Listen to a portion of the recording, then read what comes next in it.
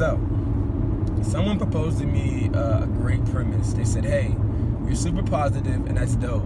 And we see the changes in your life, and that's also dope. But what do you do in times of adversity? And to answer that question, to be honest, I don't face adversity, because adversity, you have to examine the way you communicate, first of all, because what is an adverse thing, right? By you saying something is adverse, you're already assigning it a negative connotation. And if I'm being fair within myself, again, and a lot of times we just need to stop and be fair within ourselves. If we're being fair within ourselves and we examine all of our lives, all of our quote unquote adverse times, they're all positive lessons.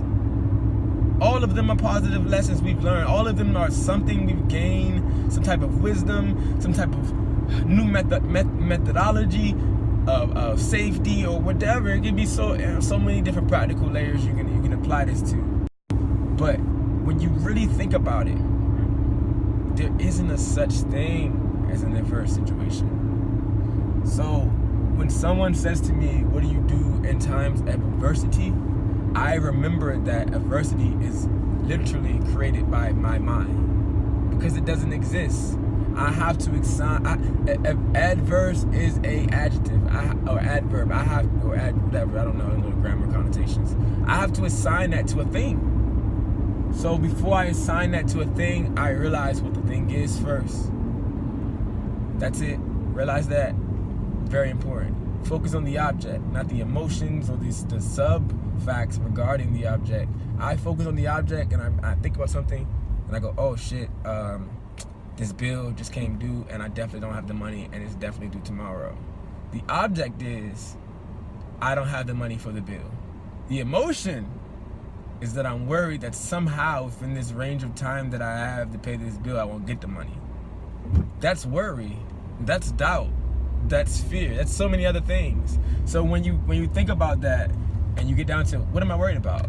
Do I think I'm not gonna have the money? Even if I don't have the money, am I gonna be out and am I gonna be SOL? Am I gonna die? No, you're not gonna do any of those things. But our brain puts us in this flight mode where we think those things, which is super crazy. But we do this shit. But if we just slow down, if we just were to just slow down for a second, when some crazy shit happens, or some very perceived negative thing happens, we just slow down and go, hold on, let me really think about what's happening here, what's the real scenario, what's the object that I'm focusing on, and then let me focus on what I feel about this thing and what maybe others feel about this thing, and then you can form a sort of a rational conclusion about what's reality and what's perception. So adversity, in conclusion, is a matter of perception. I don't have adversity because I never perceived anything to be adverse. And that's just the reality of it. I don't have, something can happen right now, like for example, my laptop that had all my studio stuff went down, and then I ended up getting blessed with a Mac computer. And when you think about your laptop going down, you think, shit, all my fucking music, and but I just graduated from IT school, which is great, because I just took the fucking hard drive out. Excellent. Put it in a hard drive case. I keep all my files. Sure, I can't run the operating system as I have to get used to a different operating system. But what really is my disadvantage? In fact, I gained the advantage. The Mac is faster, the screen is better, and it's easier to carry around, which means I have a portable studio. You see, I could have went crazy when my computer broke, but I didn't. I remembered that the reality is that this shit is broke. That's just what the reality is. It's broke, and I can't do music until I get another one. Period. Nothing else. Period. Zero. I don't know how I'll get the money. I don't know how I'll get the computer. I don't know where I'll get the computer from, what kind of computer.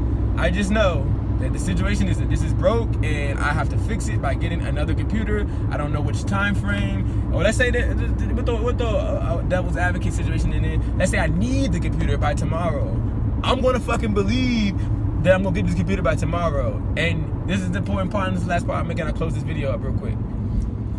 Not only do you have to believe to manifest something, you have to create avenues for it to come to you. You can't just say, I believe that I'll have $50,000 and then not create avenues for $50,000 to come to you. You have to create a way for the universe to provide these things to you. Or if you're a Christian or you're a Muslim, you have to create a way for God or Jesus to provide these things for you.